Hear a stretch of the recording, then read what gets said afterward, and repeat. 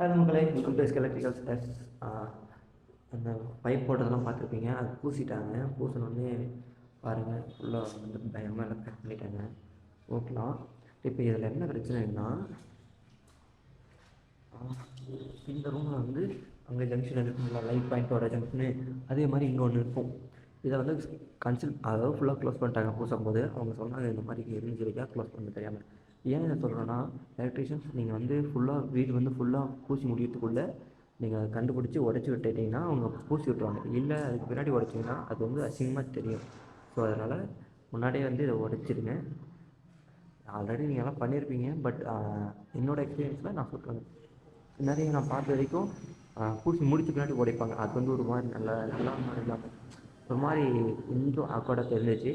So நான் சொல்கிறேன், உங்களுக்கு ஏதாச்சும் எலக்ட்ரிஷியன்ஸ் தேவைப்படுறாங்கன்னா கீழே டிஸ்கிரிப்ஷனில் நம்பருக்கு கான்டாக்ட் பண்ணுங்கள்.